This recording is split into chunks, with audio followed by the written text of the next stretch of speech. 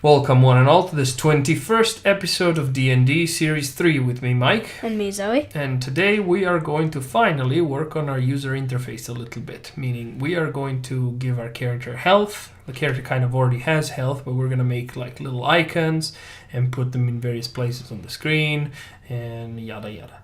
Right? So, yeah, let's get started. So, to get started, we are going to have to learn about a new concept. And this new concept is called the canvas. So Unity, as of I believe Unity 5, has invented this idea of this new UI. And they have this object that maps itself to the size of your screen. And it matches the size of your screen exactly. So you'll see that this object will exist in the game, but not quite anywhere in 3D. It's sort of attached to your camera in a way. So we're going to go to Create, UI, Canvas. Canvas, there it is. Okay. Now you usually only need one canvas in your screen, and that's it. Right, so let's see. UI scale mode is a constant pixel size. We're going to say scale with screen size. Reference resolution, we're going to put the standard 1920 1080p. Well, 1080p stands for pixel, and it's the vertical spacing. This is the horizontal spacing. The television that we've got in the other room is exactly this ratio. So is this one. So is this screen. Actually, I think this screen may be a little bit longer. But at any rate, so match width or height. We're gonna leave this alone. I think you can actually change these options on the fly, depending on what you need and when you need it. Reference pixels per unit. Let's go with 100 for now and leave it alone. So the concept of a unit will have, I believe, 100 pixels or something like that.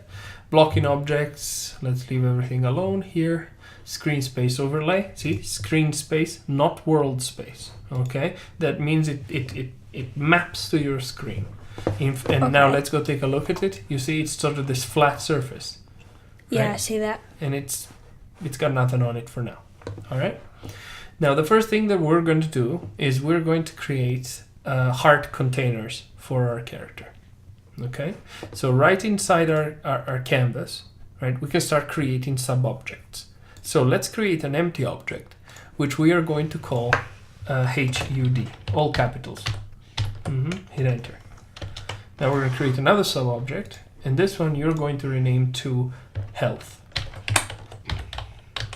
Hit enter. Now we're going to create not a sub-object, but rather, well, we're going to stop here for now. First of all, we want the health to be in which corner of the screen? Top left, I guess. Top left, so this one? Yeah. Okay, let's see what other games that are similar to what we want to make have done. Like, for example, Zelda. Type Zelda for me. I think you should move it to the other side. There you go. Type Zelda for me. That's where I got it from, Zelda, not Twilight Princess. The only Zelda game I played, which is Wind Waker. It had okay, type Wind Waker here. And then type gameplay. Because otherwise we're going to get fan art and all sorts of stuff. Yeah. Alright. Yeah, see, there they are. You're right. Okay, so we have them in the top left, and then there's the stamina for flying right underneath, etc., etc. We don't know yet what we're going to have, but all right, sounds good. So top left. For some reason, I was absolutely certain it was in the top right, but you are correct and I'm wrong. So let's put it in the top left then. All right, so we want our HUD to occupy the entirety of the screen. Why? Because the HUD will have various pieces. Some of them here, some of them here, some of them maybe in the bottom. If you think about Thrusty Ship, for example, in the top left I got my objective. In the top right I've got my amount of deaths, okay, or my time if I'm in time trial. Then in the bottom here I have my fuel, right? Yeah. So therefore the HUD occupies all of the screen. To do that, let's take a look at how a rect transform, or what the properties of a rect transform are. So you should already know position, rotation, and scale. Right? These are the normal parts of a transform, right? Now, a rect transform has a few changes.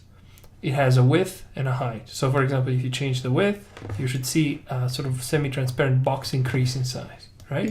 But we said we want the HUD to occupy the entirety of the screen. Well, another property that rect transforms have is an anchor. And what an anchor means is where its theoretical center point is placed. And the anchor works together with the pivot. Do you know what the pivot is? We've talked about it before. So let's look at let's open GIMP to figure this out.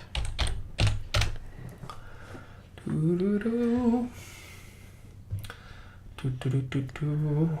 we go. So we're gonna create a new, and then we're gonna add a new layer, and then we're gonna lower this to 5, and then we're gonna start doodling. All right, so let's take, for example, this object over here. Can't reach Control Z, thanks. Got it. All right, so this is a cube, right? Usually the center point is the pivot, right? That's where we start dealing with it and doing all sorts of stuff like rotating it or moving it or whatever. But as you know, in Blender, you could move the vertices of the model further up so that the pivot is down here. That means that if you rotate it, it's going to rotate around this point as opposed to rotating around the center. Do we have anything like that in our game already right now? Don't think so. Yes, we do. The bombs, maybe? The bomb, the player, etc. They all are pivoted on their ground. So right at the bottom, there's what their pivot is, right here. So if I were to grab the player and rotate him, for example, on the x-axis, what happens to him? He rotates, but around the bottom part. He doesn't rotate around the center. Yeah, I see. Okay, that's because that's where you've placed the pivot. Okay, now in the canvas, the anchor and the pivot essentially work together in that way. So here, well, let me show you again in our little diagram, right? So suppose we have a little heart icon, right? So there's the little heart icon. You could put the pivot here, but you could also put the pivot here, or here, or here, or here, or here, or here, or here, or here. Now, why would it be particularly useful to be here, for example? Well, suppose this is your screen and you put it right in the top corner. Then you put one with a pivot over here, right beside it. Then another one with a pivot over here, right beside it. Well, you could, like, make it rotate when it goes away? Well, no. I mean, when you're dealing with UIs, usually you don't rotate very much, right? But all I'm saying is this is one particular reason why having a pivot in the top left would be quite useful, right? Vice versa, if you had it at the bottom of the screen, a bottom left pivot could be useful too, right? Yeah. So this is why we can change these. And you'll see that the pivot is essentially a percentage, so it goes between 0 and 1. At the moment, it's set to 0.5. This means it's in the middle, and 0.5 on the Y, which means it's also in the middle. So you see it right here. If we change the pivot to 0, that's where it goes, right? So if you move this object, you're moving it controlling that particular pivot. Now, we can do all sorts of really, really cool shortcuts. And we also have flush possibilities. So for example, we can make it so that this entire object fits the entire screen. That's the button we're here. Or fits the screen horizontally anchored at the bottom. Or horizontally anchored in the middle. Or horizontally anchored at the top. Or vertically anchored in the middle. And so on. Yeah. Now one way to apply this is you can hold Alt and Shift, both at the same time. And then you click any of these buttons.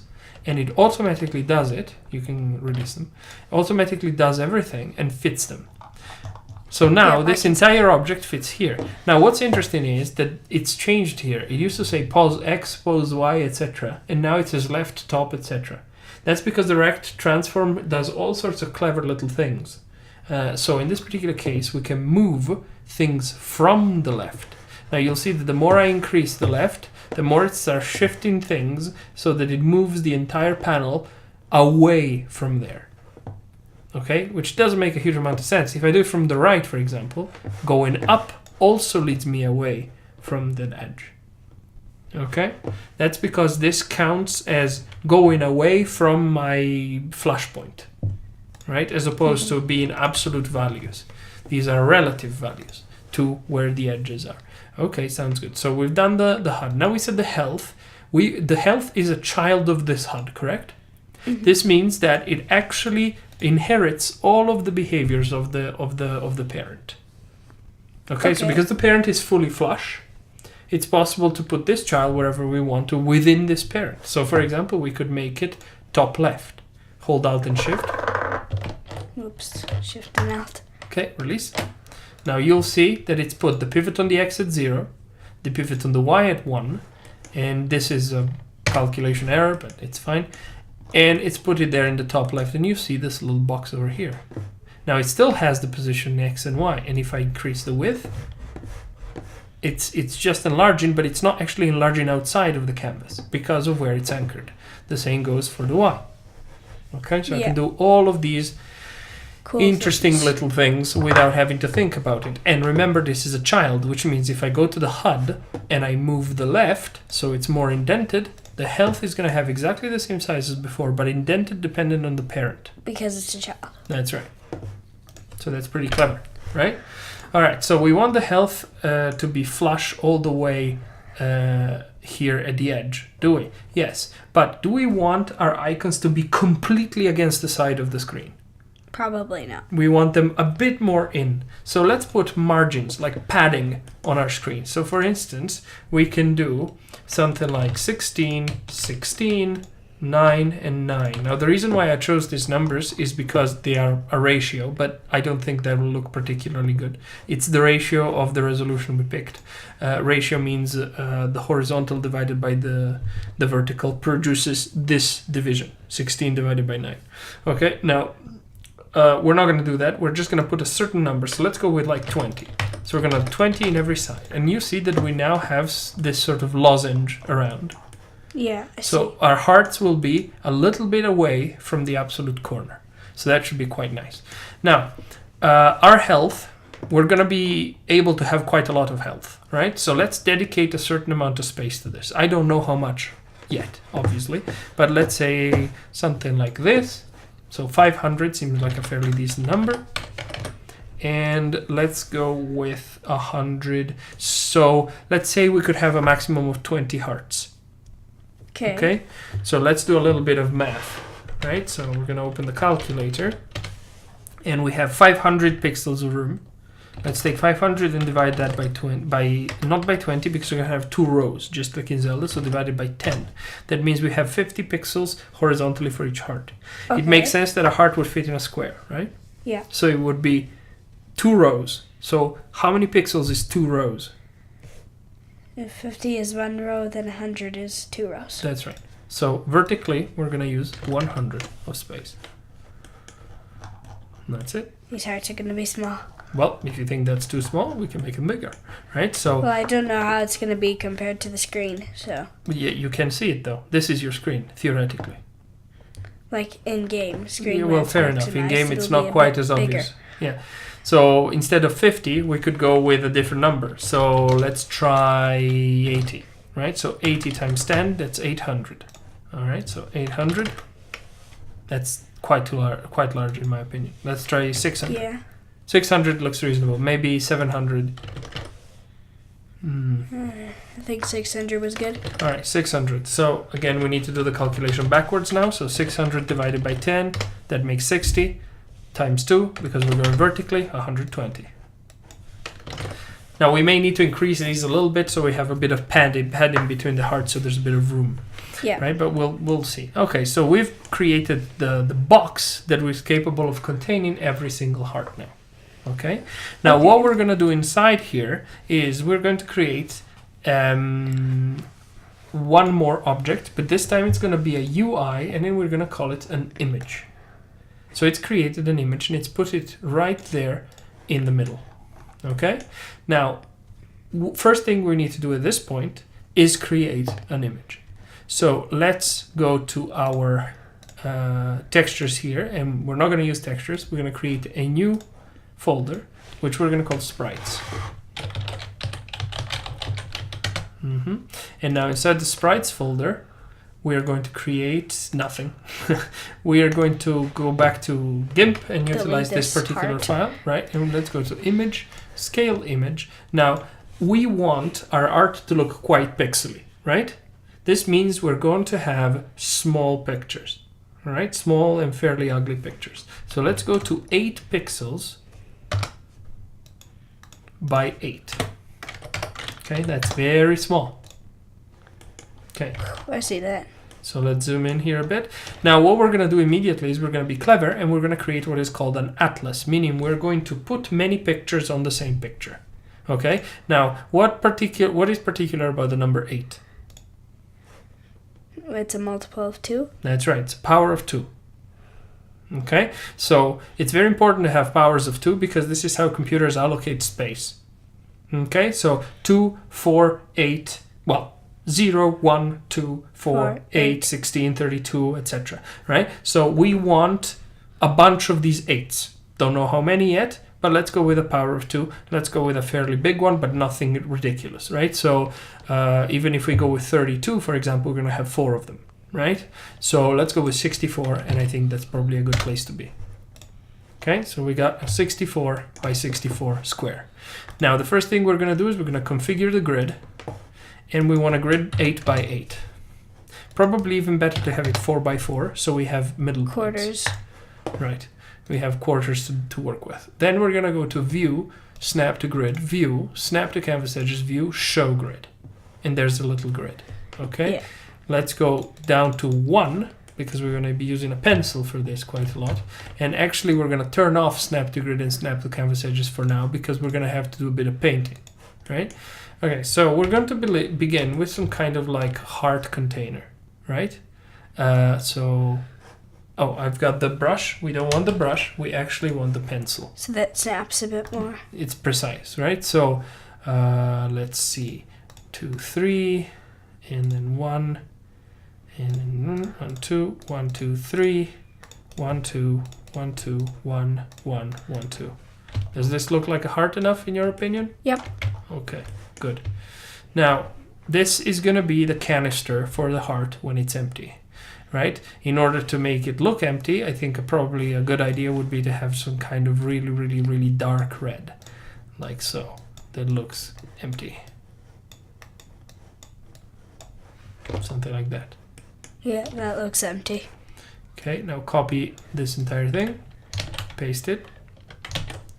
We're going to drag this one over here. So we have a second heart, but this one will be our full heart. We don't want to do anything complicated the way Zelda does, which is they have hearts that are half hearts, quarter hearts, blah, blah, blah, blah. We're going to go with single individual big hearts. Okay, so there's the full blast red. And now we're going to give it just a bit of accent so it looks a little bit more... Better. Like it's got something. Now, that's not obvious because we have so little room, right? That it's not, there's a risk of making it look quite ugly. So let's try this and see. What does this look like? You always want to look from afar for pixel art. Yeah, I don't think so. I think maybe on the inside, like so. Okay, this is looking a bit more alright, but yeah, I'm still not sold. How does this look like? Bit better. Yeah, but I don't like the color. So we need a red that's pretty red, less pink. There, something like this. That's better, but it's kind of unseeable now.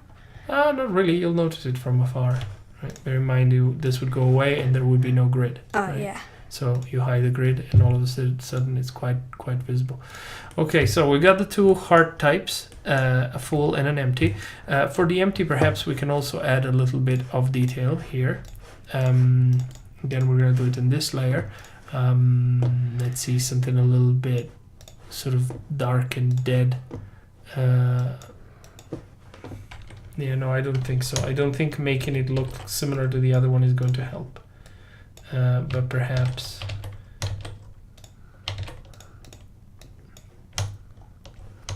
No. How about this?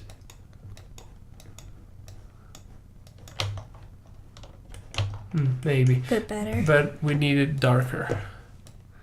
And as usual, right, we're not going to spend ages on our art, right, because this game is not going to go places. Correct. Right. So let's then create a bit of a lighter color, but it's too light. They're still fairly dark. All right, here we go. Has to be empty, not full. There. Looks almost black now. Yeah, but it should be pretty good, right? Okay, so what we're gonna do is we're gonna save this particular file, and now we need to tell it where. So we're gonna show in Explorer, and go to sprites, and now copy all of this. Paste it right here. Hit enter. And what we're gonna do now is we're gonna give it a name. Call this one HUD, all capitals, .xcf. So for chat, what we're creating is we're working XCF, like this. We're creating a Zelda-like game that we've been working on for a while with my daughter for a thing called DND, which stands for Daddy and Daughter. And this is the 21st episode, is it? Yeah, I'm pretty sure last time was the 20th. There you go. Okay, so we've saved the file. Now let's export the file. So Control-Shift-E. And inside sprites, we're going to call this one HUD.png. That's absolutely perfect. So export, export. Now we need to do a few important things that normally aren't quite as important when you're working either all in 3D or all in 2D. In this project, we're working half 3D, half 2D. This means that Unity is a bit confused. So right now it thinks that this is a texture. So it says texture type default. This is not a texture. So we're going to say texture type sprite. Okay, we're going to immediately apply. And you see this immediately changes. Right now, sprite mode single, no. Sprite mode multiple. And how many pixels for each unit? 8. Yep. 8 by 8. Right? Mesh type tight, sure. Generate physics, no. We don't care about the physics. This is just supposed to be a flat thing. Alpha source, we do have alpha, so that's perfect because we have hidden the background. Right? Yeah. So we do have alpha. And wrap mode clamp, no, we're going to repeat it. So we can create patterns if we want to. You can keep on duplicating it and go side by side. And filter mode, point no filter. We want it to look absolutely pristine. So we also want no compression whatsoever. And now we can apply. So this should now look very, very pixely, exactly as we want to. Now what we want to do as well, we want to go to Sprite Editor, and we want to tell it slice. We want to tell it by grid by cell size, 8 by 8 slice. And now you see this one is called HUD0, and this one is called HUD1. You can actually change these names if you want. Heart full and heart empty. We're going to leave them alone. It's fine. Right? So now if we go to this image over here, you can now change the sprite to HUD0. And this is how it will look like in game. Except much bigger. It's a bit, no, well, I mean. No, much. There. It's as big as this screen. That's it. So, okay, first problem, as we can evidently see, where is this object pivoted? In the center. In the center. That's not what we want. Put it to the left, right? But we also want to do a few things, right? We want to actually fit these things on the screen in such a way that they will be in a pattern, right? Now, a perfect thing that we have for this type of stuff is something called a grid pattern.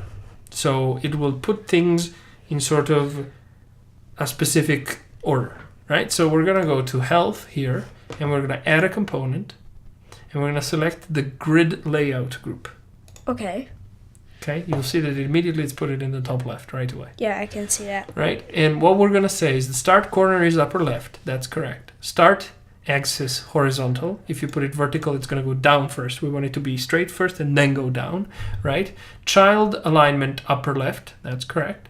Constraint fixed column count 10. We want a maximum of 10 hearts. At the side. At each side. Well, I don't know about sides, but for each row. That's what I meant. Right. So cell size here says 100. We probably want to go with 8, but 8 now, because 8 is the pixel count, not this. Right. 100 is a unit, it said. Now, if I recall correctly, we want 60 by 60, don't we? Yeah. So we're going to put 60 over here and 60 over here, which will correctly resize all of the pixels. Right? So, for example, hit Control D on your image sufficient times. Yeah, keep going. Keep going. Just keep going.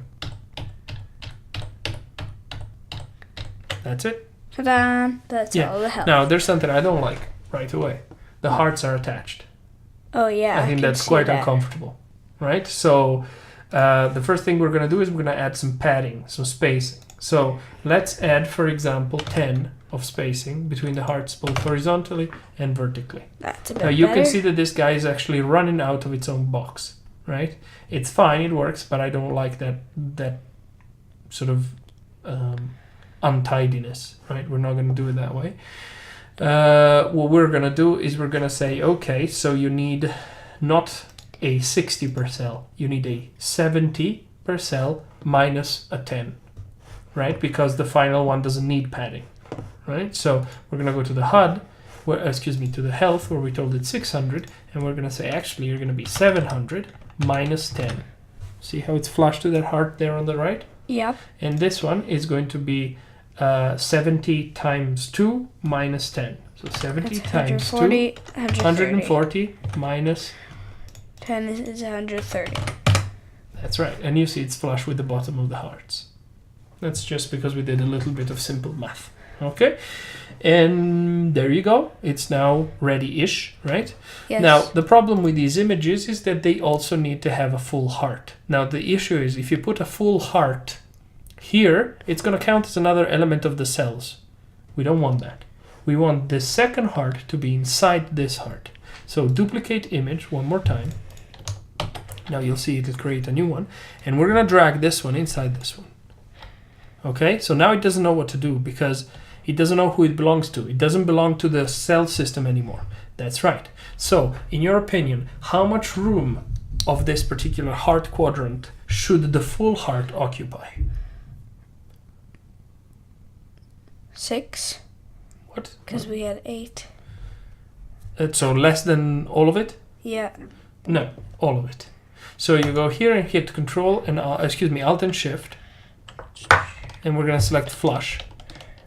So it's going to make it flush to that. Now you won't see a difference. That's normal. We're going to change it, and now it's HUD 1. And if you hide it, the other one underneath is exactly the same size. Now look in the game. Looks pretty neato. Yep. Looks pretty tidy. Right? Okay, sounds Let's do good. that to all the others. Yeah, well, wait. First, what we're going to do is we're going to make a fundamental design decision, which is how are we going to deal with this? Are we going to hide things or are we going to spawn things? Meaning, we start with nothing and we spawn a bunch of hearts, or we start with all of the hearts and we hide the ones we don't need. My personal opinion is we should go with a hiding approach. Okay. Right? So first of all, the first thing we're going to do is rename these, right? So this one, we're going to call it full heart. Yeah. Or just full. Full is sufficient. Hit enter. And this one you can rename empty. Empty. Hit enter. Okay? Rename this one _0. Hit enter. Okay? Copy that. Now, first we delete all of these because they don't have the full, right? Duplicate this 19 times. You can just do it visually so you don't need to count. Perfect. Okay, and now we're going to rename them all, which is a bit of Some work. a bit of an ordeal. There's actually a way to do it a little bit faster, so let's do that. Now, we're going to go from the bottom, select all the way to the top, and I want you to, actually, before we do that, I want you to copy this. Now I'm going to select the bottom, select the top, holding Shift, now released it, and paste here. And now type the number 2 and then hit enter. It's renamed all of them to 2. And Now then- holding Shift again, I'm going to go one further down, type 3. Enter. No, you put a space. Enter. Okay. Paste. 4. Enter. I'll deal with the enters. How's that? Okay. Paste. 5. Paste 6. We don't even need to press enter, frankly. Paste 7. Paste 8. Paste 9. Paste 10.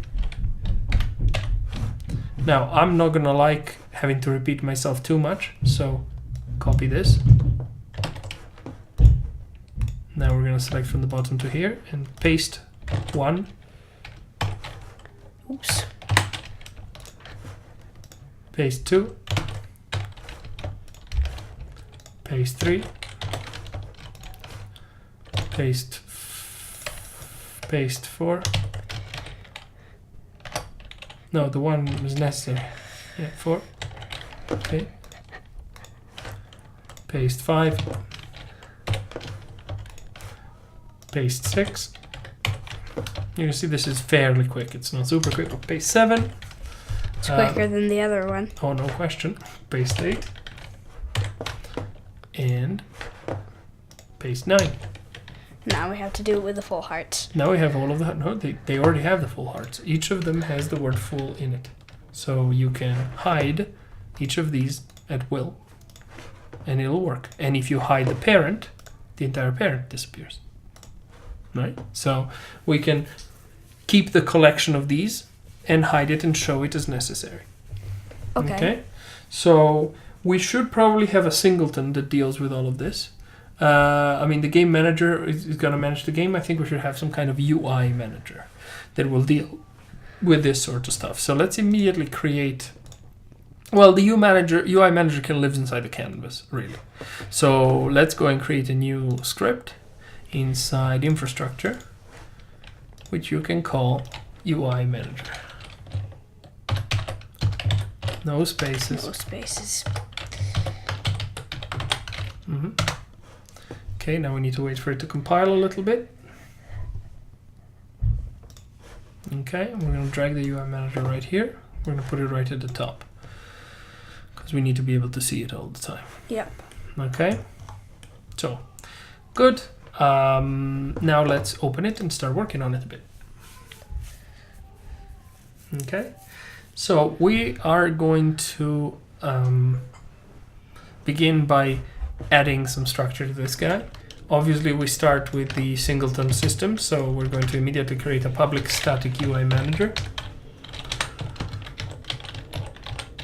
Static. That's a new tactic. Static UI manager. Give it its name. Semicolon.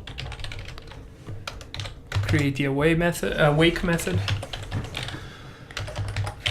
Do void. Voida.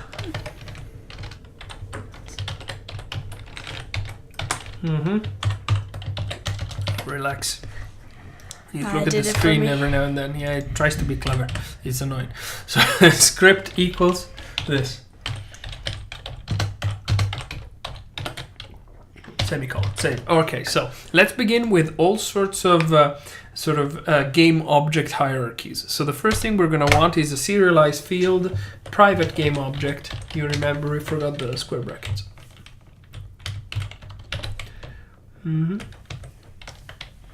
Private game object. Howdy, Captain. I'm saying hi to the captain. And so the primary parent we're worried about right now is the HUD. So let's call it HUD, all lowercase. Semicolon. Now it's going to have a child. The child is health. So serialized field, private. Don't we need to put equals default? Yes, that's a good point, because otherwise it throws warnings. So equals default. Stab will do. Yeah, close it. Private game object. And you can call this one health equals default. Semicolon. And now what we're going to have is we're going to have an array of these, but this one's going to be properly private. Okay, without it being serialized. We don't want to assign everyone manually. That's kind of silly. We have named all of these comfortably, so it's going to be very, very cheap and easy to loop through them once to collect them all. Right? Okay. Yeah.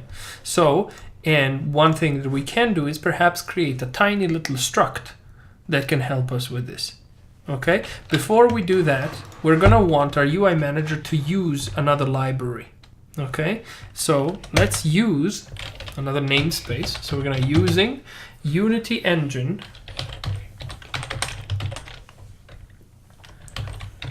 dot UI semicolon. Save. Now you're going to have access to all sorts of new types. For example, the image type, which is the sprite renderer of the UI. Okay? And in fact, that's exactly what we're going to go grab. Well, first let's create the struct. So we're going to create a public struct. It's lowercase.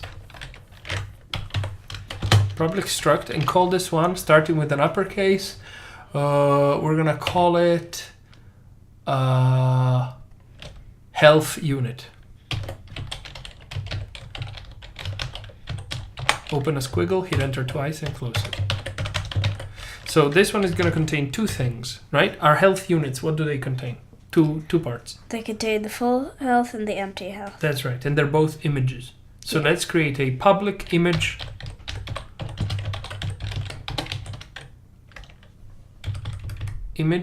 and call it empty.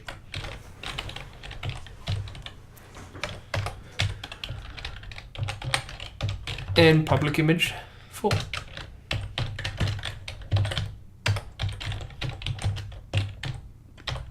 Semicolon. Full. What is a full? Alright, so now we are going to want an array of these health units. So we're going to create a private health unit. It's already there. Array health units with a lowercase h. Look, it's already giving you the hint. Just hit tab. Or the wrong key. Oh boy. Units, plural, semicolon. Because it's an array. Right. Now, we are going to, inside awake, immediately set these up. So let's create another method, call it void setup HUD. Yeah, open close round, open a squiggle, here, enter close, save. Now, the health units are all found inside the health object, aren't they? So, what we're going to do is we're going to say health units equals new tab, open a square bracket. How many? We want 2, which means 1. 2 health units? How many health units can your character have? 19. Nope, 20. 20, but... It's the count. You're giving it the count now. Are we counting by 0? Yeah, of course. So but if you 19. count from 0 to 19, you have how many elements? There's 0, 1, 2, 3. Yeah, sure, don't do it. 19, so 20. No, 20, exactly. You have 20 elements. That's why you tell it 20. Now, before we do that, we should use this as a rule. And that rule should probably be inside the game manager. Okay, and it's going to be maximum health. So it will be here, you do public int player maximum health. Max is good enough. Health equals 20. Semicolon. It's not a float. It's an int. That's right. So now you have that, you can reference it. You can say game manager.script.player max health.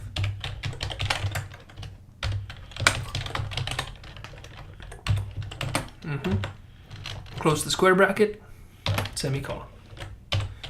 Create the loop.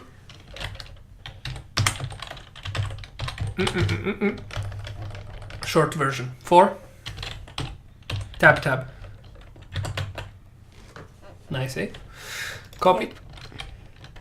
Paste. Dot length. Tab.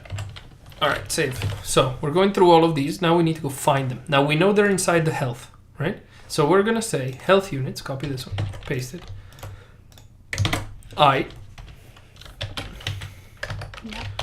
Dot. Dot my bum equals. And now we're going to say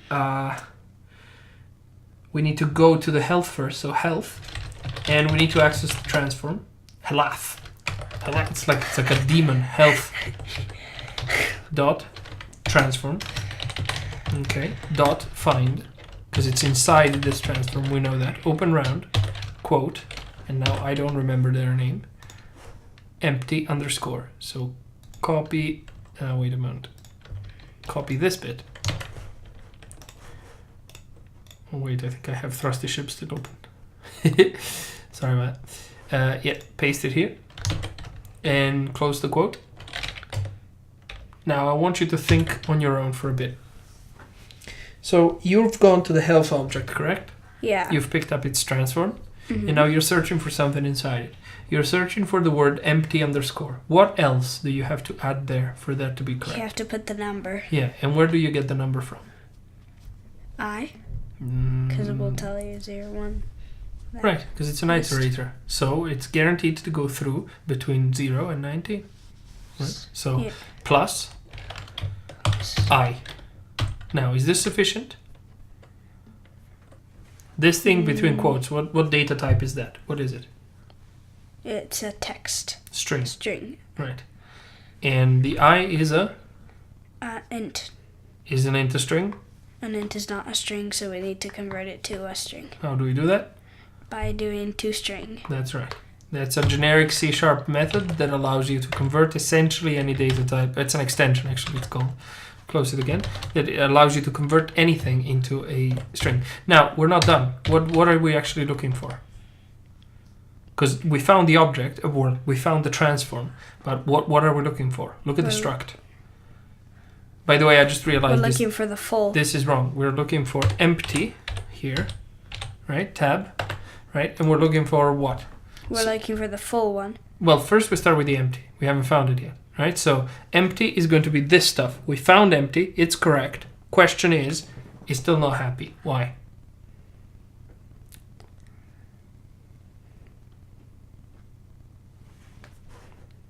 This is what data type? That is a health unit. Nope. Health unit is the struct that contains it, but what's empty? It's an image. It's an image. Is this an image? No. So how do we get the image? Is there like a toImage thing? No. How do you get any component? Get component. Well, there you go. You're in the transform now. You need to go get the component of type image. Or type image.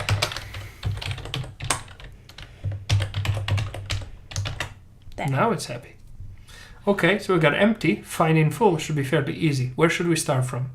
Empty. Mhm. Because we have it. So you're going to say health units I dot full. Health units, the second one. I. Dot full equals.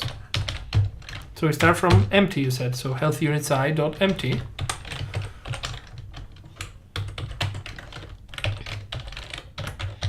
Now, before we can continue, the problem is the empty is an image. Can you search through an image? No. What can you do though? You can search through what? The parent? No. The parent is already empty, is already the parent. But it's of type image at the moment. So you need to go get what other type? In order to be able to then search inside it. Dum dum dum da da dum. We've only done this about 5 million times. Oi! Toc toc toc. Anybody at home? How do we find things? With find. Yes. And find is a method that belongs to which class? The transform. Transform. Awesome. This is an image, not a transform. How do you get a transform from anything? You get the thing that contains it and then You get go its dot transform. Right? Because this is actually a shortcut of get component transform. Right? Because it's so common to do this, it's got its own. Every single class, I think, has the method dot transform. Anyway, well, every single class that exists within the objects. I don't know. Anyway, dot transform, find exactly. Now you need a name, right? So you have What's to it do called? this. It's called full underscore. Is it called full underscore? No, I don't think it is. Let's see. We need to wait for it to compile and inevitably fail. Full. Full. Do you Just think full. all the others are called full? Yes. Yes. Is Yeah. it a problem? No.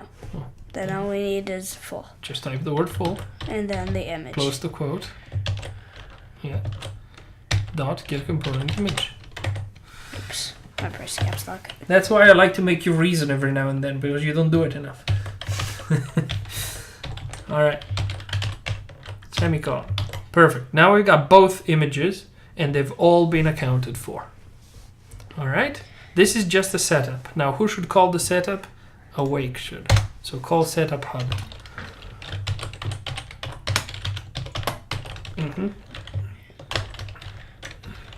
Open, close, semicolon. Now, we want a thing, right, that is going to be able to update our HUD as things happen whenever necessary. Okay? Yeah. So let's create a void, or a void, update HUD. Open, close, open squiggle. Now, should this one be accessible from the outside? Yes, because other scripts will need to call it when you get hurt. That's right. Therefore, public. Save. Alright, so we're going to have to update the HUD. Now, this means obviously this guy will have to be able to access the player, but that's easy. The game manager has access to the player, and it is public, so we can go to the game manager and the player. One problem that we've got, though, is that our player has a health, which is fine, but he doesn't have a current maximum health. Sure, the maximum health can go up to 20. That's true. But when you start, you don't have 20. You start with 3 at the moment. 3, for example, right?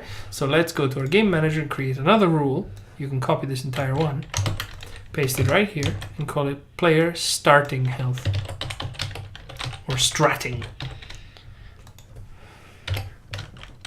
Stratting. Save. Starting after. 3. Save. So only 3 hits and you're dead. That's right. At the beginning anyway, right? And then you're going to obtain more hearts as you go along or whatever it is, right? Okay, so we got player starting health being 3. Sounds good to me. This means we need to go and modify the player a little bit. When the player is set up, a health is probably being set up somewhere. I don't remember where, so we need to take a look. Actually, there's a very serious risk that it's never set up. So copy this. Excuse me, just go Control F. And let's see what we find.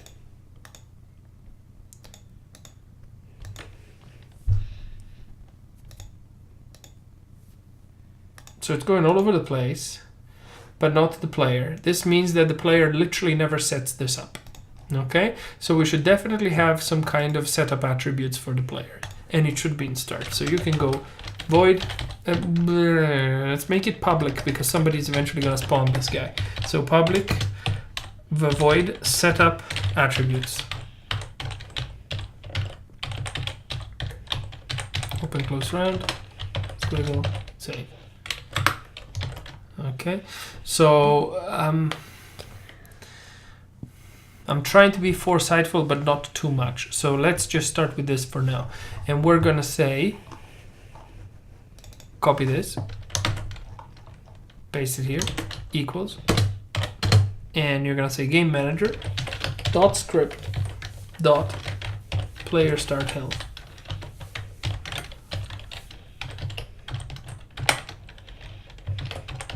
There it is, semicolon. And what do we do after we have updated the health? Then we assign it. What? To what? You've already assigned this to this. Assigned to what? What are you talking about? What do you have to do once you've changed certain information? Who needs to know that the information has changed? I do, I'm the player. I want to know. So, what do we do to make the player know that the health has changed? We make the icons, the images That's right, different. so we update the HUD. So you want to go to the UI manager, script, update HUD.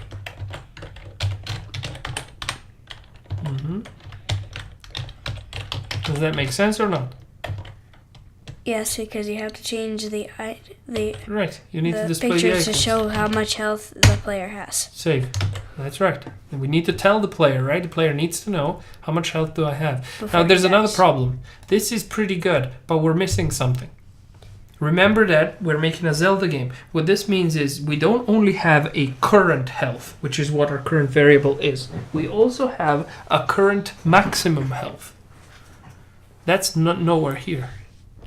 This means we need that. Okay, so let's immediately create a new variable right here, which is going to be... So frankly, none of this needs to be assigned like this, so we're going to remove the serialized field for both. And this one is going to be private int,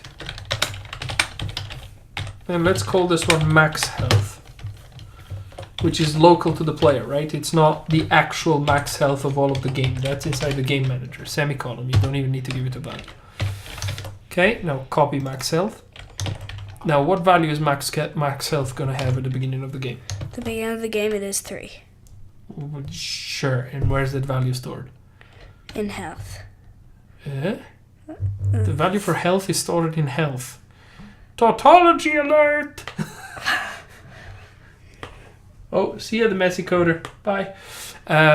So, yes. Well, it is health at the start. Yes, but which health? Where do you get that information from?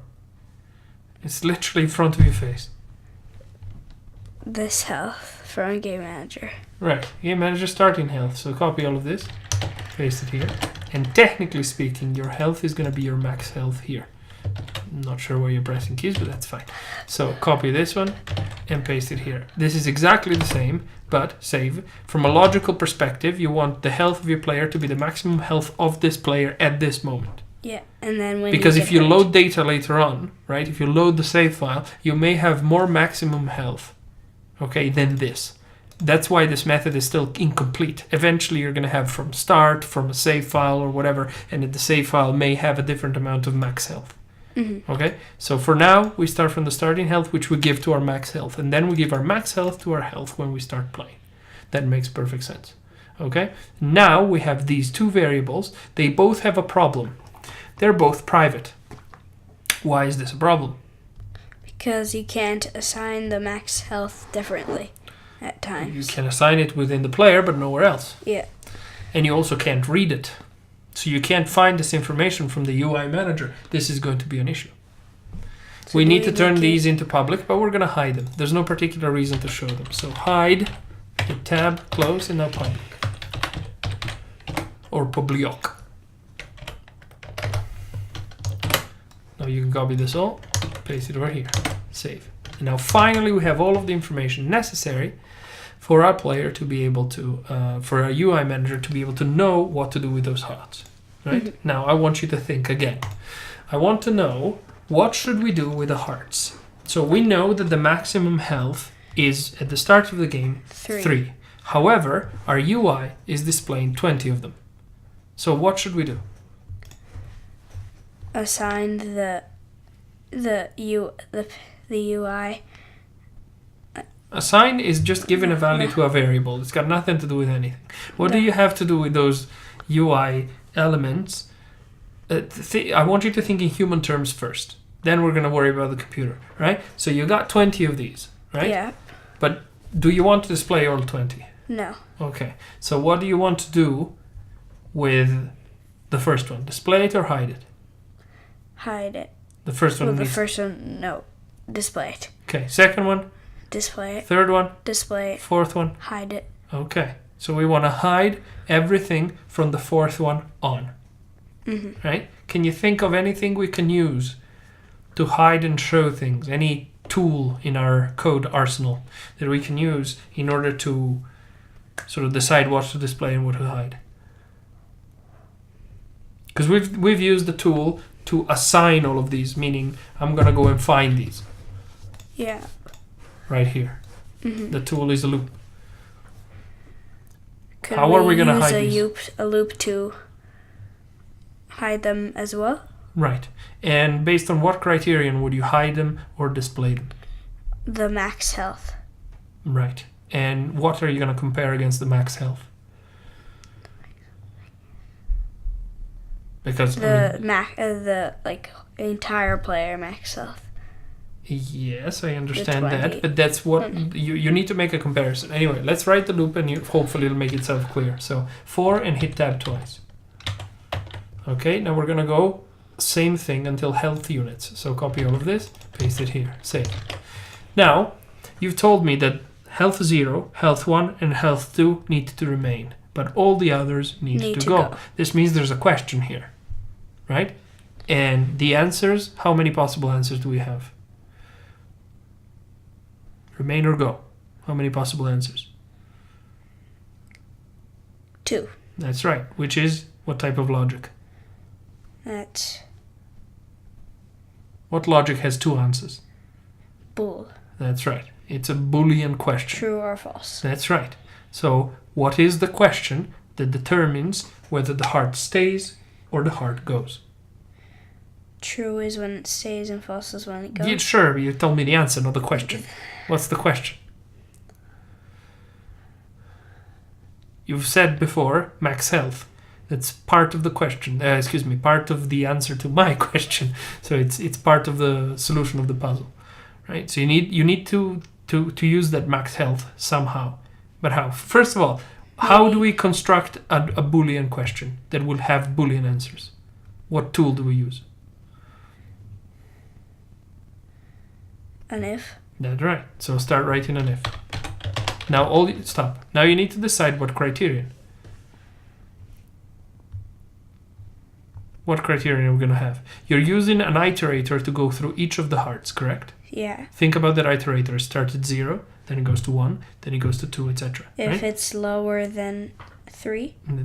Sure, yes. But where do we get the information 3? If max health. That's right. So if what is lower than that? I. All right, I. Lower than? Now you said max health. Where is that found? That's not that obvious. That one, it was... You're in the UI manager. Does the UI manager have access to the player? No. Who has access to the player? The game manager. Therefore, go there first. So game manager.script dot player dot max. Okay. Close round. Open squiggle. Enter. Close. Save. Now, in this situation, what do we do with the hearts? Then we display... We display the hearts. Yeah. Okay. Now, our hearts, the parent heart is empty, which is inside our health units. Problem is, it's an image. Can you enable or disable an image? I don't know. As a game object? I don't think so. That's right. But you can get the game object and then disable or enable that. Okay. Right. So you can say, copy all of this, paste. Now, which one? Full. No. Which one? First, the number. You have a list of these health units. Which one? So I. I. Okay. Not full. That's wrong. Full is a child. You want to remove the entire heart container, right? Max health, not health. Max health, different. Okay, so you want to remove the entire container, therefore empty. But this is an image, not a game object. How do we get a game object from any other class? Get component? Normally yes, but there's a shortcut for game object too, just like there is for transform. So dot game object. That's right. There it is. Dot game object. Dot set active. Open round. Now. What does it want? It's written there. It wants a bool, so true or false. Yeah. So should it be active? Yes. All right, then true. Close round. Semicolon. Now, what about the other hearts? The other hearts, they need to there you go. Not be active. Good girl. So I need to take that again and say false. There you go. I like you better when you think. Right? So there we go. Now we've determined the hearts. Have we determined the fulls and the empties? No. That's right. We've only determined how many heart canisters you've got, Which not how many of them are going to be full or empty. What variable do we need to worry about for full or empty? Health unit? That makes no sense as an answer. So first of all, who job. knows his own health? That's the first question. The player. Right, so we need to go back to the player. Now we went to the player to find his max health. Do we need the max health now?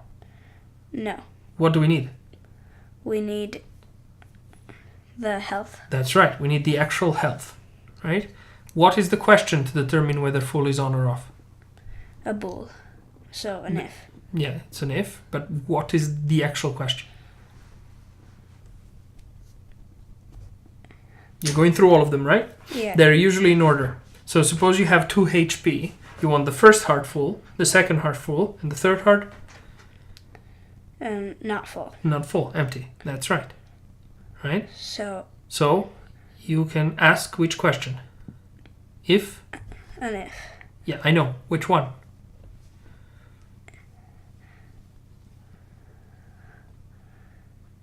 You've asked a very similar question for the max health. Then if health is lower than the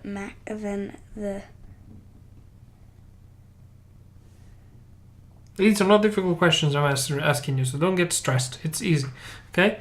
You are going through each and every one of the hearts, right? Mm-hmm. What element are you using to go through each of the hearts? I. I, that's right. That's your iterator, right? So we said, let's take the example of 2 HP.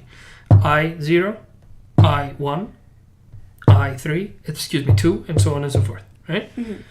So I is lower than what to be on? I is lower than max health. No. I is lower than health.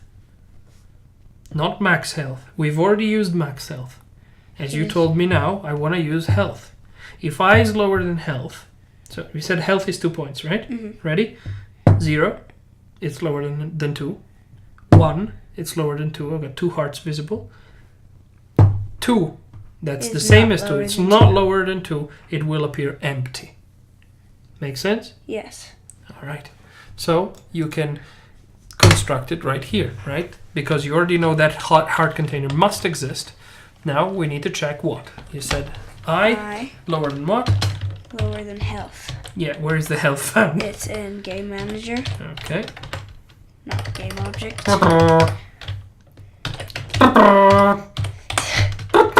It's all going south. Look at the screen, you potato. At least I got there. Yeah, that's true. Before Christmas. Alright, so Game Manager. Dot player. Player, yeah. Dot Health. Health. Ah! The demon's back. Oh, good, brilliant. There. Alright, save. And now what do we do? And now we need to show the ones that are I. That are now I. You mean that where this question is true, we need to show them. Show what? Show the images of full. Mm-hmm. So how are you going to do it? Is there like a way to display them? There may be one that you may have literally just used for the empties. Transform.find. Read this. Set active. Right, the game object, right? You can activate or deactivate the object of the full heart. So you can copy the entire line, you can paste it right here. And then stick full where empty is right now. Yes. And then There. And then you can think for yourself. Yes. And then true. Okay. Is good. Yeah, what about the other hearts? I need to make them false. Mm-hmm. So else that's that. And copy this. Mm-hmm. And now you say false. So these ones will be empty. Oops. That's right. Not sure how you pressed enter there, but save. I was moving. Alright, we got there. Now, in the player, there's a point in which you get hurt, correct? Yes. Let's find where that is. There should be something called take damage. There it is. And here the health goes down by damage. And then something happens and we used to use debug log. We're not going to really need this anymore because we're going to use the actual UI. And we don't even need this criteria. I mean, we do need it, but for other reasons. Right here at the bottom, you can say UI manager .script .update HUD.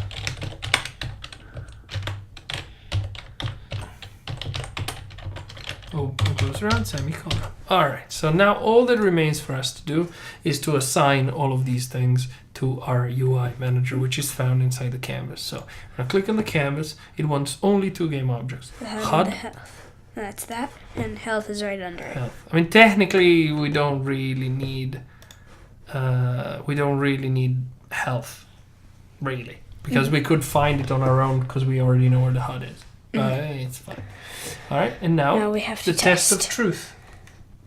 It should immediately work, except it doesn't. Argument out of range. Input button cancel is not set up. Oh, that's very interesting. Well, we got a null reference as well. Health units is new health unit. Eh? How is that a null ref? Health units? Player max health. Oh, the game manager isn't set up yet. So we got a problem of order of operations. And this is an interesting situation here. Because our game isn't really properly set up yet. We don't have a start screen or anything like that. These pieces of information that you're supposed to already know, the UI manager kind of doesn't know yet. And you've got another problem. The game manager also immediately starts the game and immediately spawns the player. But does he do it in start or in awake? He does it in start, which means it gives us 1 frame of time. Well, a certain amount of time, but very, very little, which is good enough. Let's go to the project settings. Let's go to the script execution order. And what we need to add here is the game manager first, right here. And then we're also going to add the UI manager right after. We're going to put the game manager somewhere here and the UI manager somewhere here and apply. So the game manager will already be there when the UI manager starts doing its awake stuff. So let's take a look. This probably fixes that. I don't think it'll fix the second problem. Which is the argument exceptions. Yeah, so these all want an input in the settings that's called cancel. And it's a button. Now, the reason why all of this is... Well, actually, no, I don't quite understand why this guy would want this. So input modules base input 124 at blah, blah, blah. Event system. The event system wants some stuff. Aha. So you see these guys, these are buttons that, these are inputs that the UI is going to use, and they've already set it up for you, and you can't really turn it off. So what we're going to do is we're going to have those buttons there. We probably removed them in our settings, okay? So we're going to go to input, and I see a submit, but I do not see a cancel. Okay, so it's looking for submit, and submit is return or enter, right? So these two keys do submit. There's nothing for the other one. Easy enough. Duplicate this array element, rename it cancel with a capital C, and try escape with a lowercase e. It's cancel. Okay, add an L. Okay, escape and backspace with a lowercase b. You need to... No. I thought you meant this backspace. I know. Okay, so save this now. And now we should probably not complain, because I saw we have horizontal, we have vertical, we have submit, and now we have cancel too. Let's see. No errors. Fantastic. This is still, well, wrong. Something wrong there, right? Okay, let's find out why. Setup HUD, update HUD. There's many possibilities here.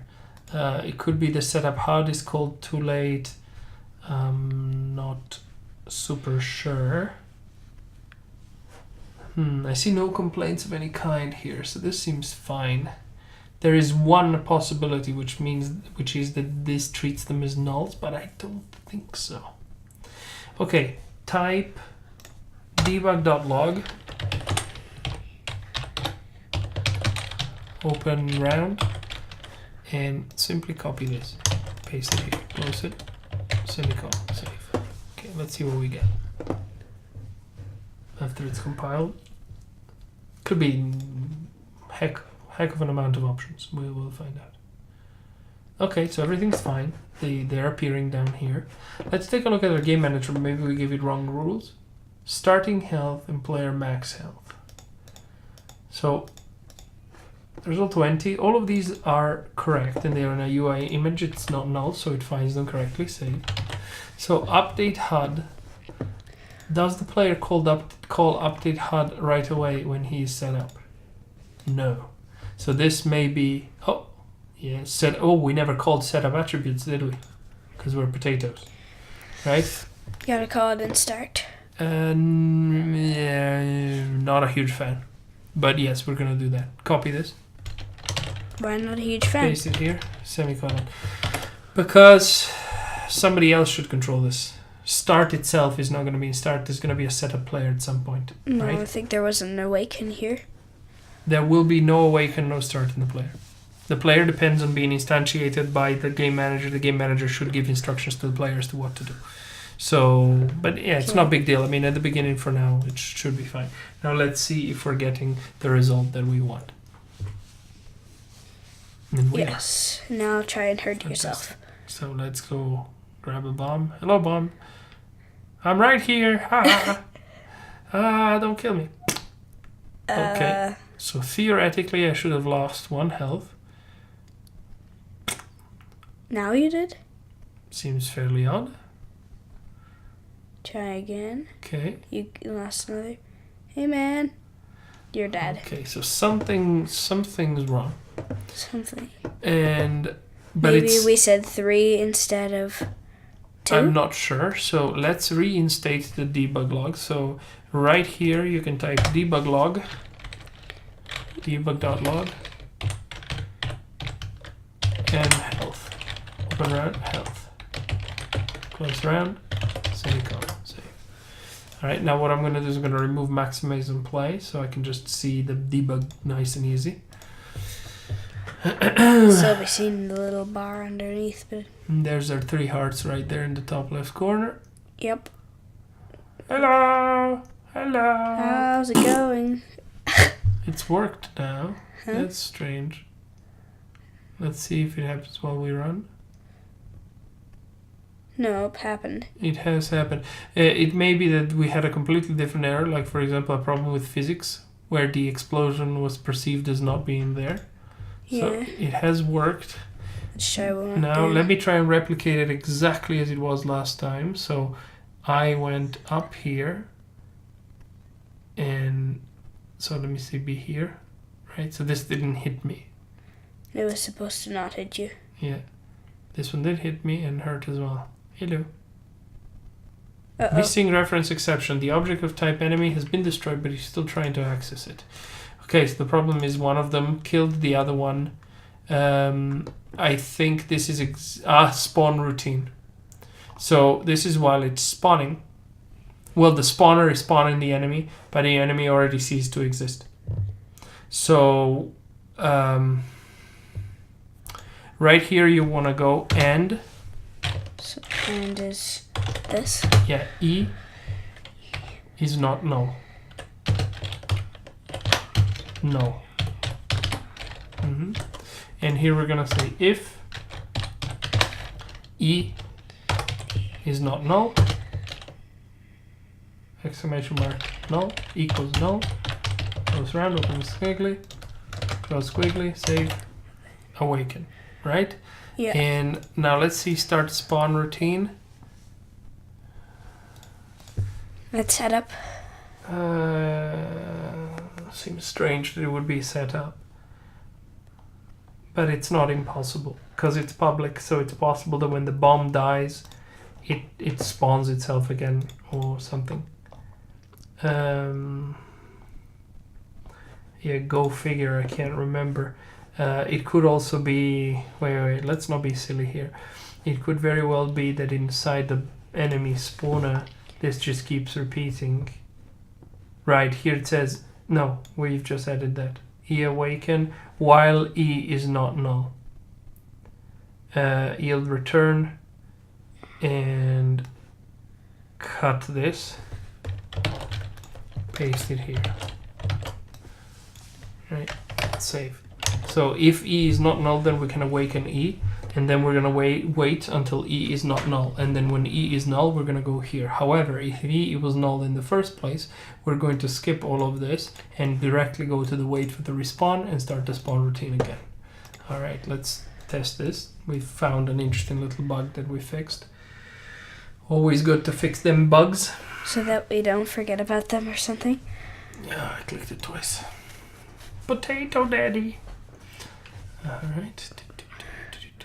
Look at my little fella here. I'm going to try and replicate exactly the bug as I got it. So I went all around and then I said, hello, hello. And then I ran this way. I remember that. And Then I he stopped. collided into you. Seems to be working fine. I remember we had a problem before. About carrying bombs. Okay, both of them exploded. And it was safe. Take that. That was a nice thickly done explosion. Yeah. Could probably play around with the bombs all day. Go faster. That's as fast as I can run.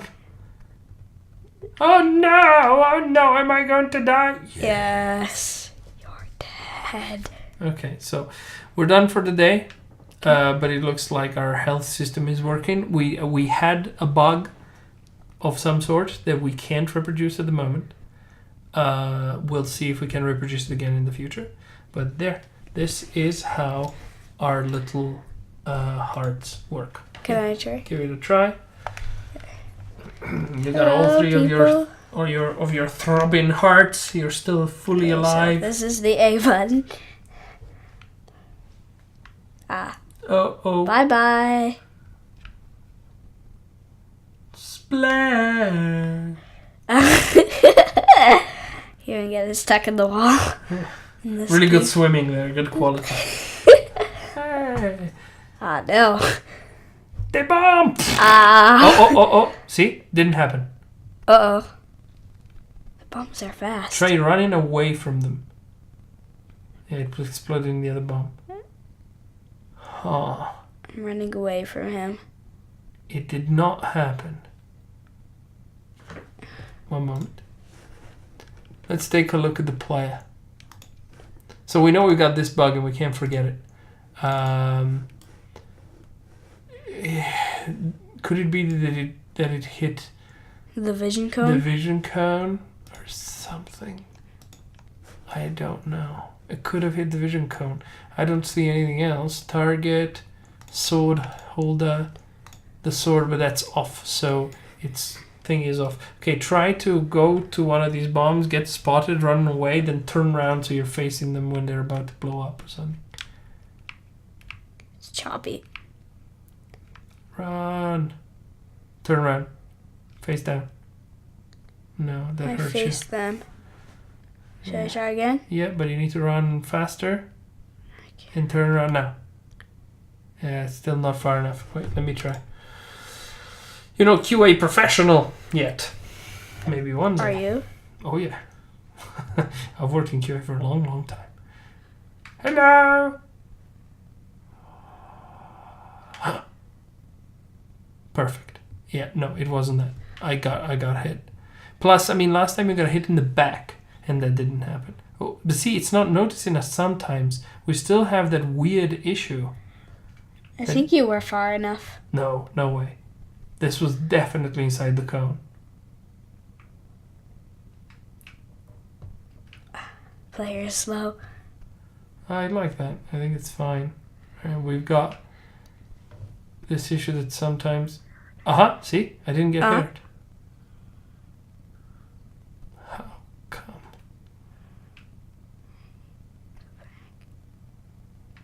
Now I did. This is very weird. It is a little odd, I must say. You have to restart unless you... See? It didn't notice me until I was literally in his face.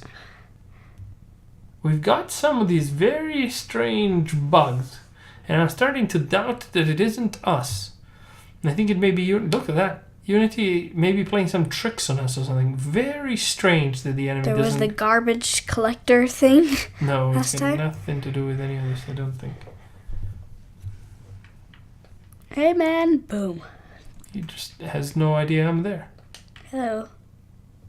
I'm gonna blow you up. Oi, Oi, what happened was there? that? Okay, let's try that again. Because I picked it up while it was spawning, so that may have caused problems. Your health is -2, which is definitely not the number of times you got hurt. Okay, so I picked it up while it was spawning. I want to pick it up. Uh-oh. Yeah, it's still rotating weird and doing all sorts of stuff. Yeah, it doesn't know that I'm that I've picked it up. When it's wrong. Yeah, so it's actually walking. That's quite funny. Okay, well, anyway, we figured out a few bugs. Let's write them down so we don't forget next time. We're gonna write them down in the game manager right here up top. We're gonna put type bug with all capitals, space. Let's put 3 hyphens, now space.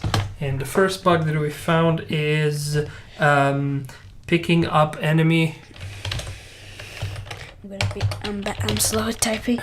Yeah, picking up enemy while it's spawning. Spawning does not interrupt.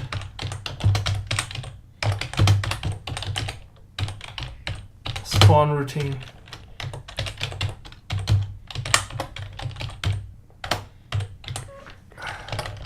And so that's 1.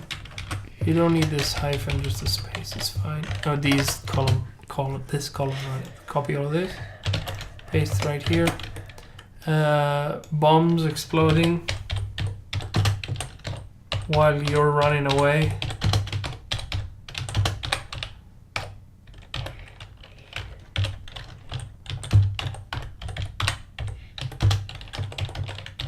Sometimes deal no damage.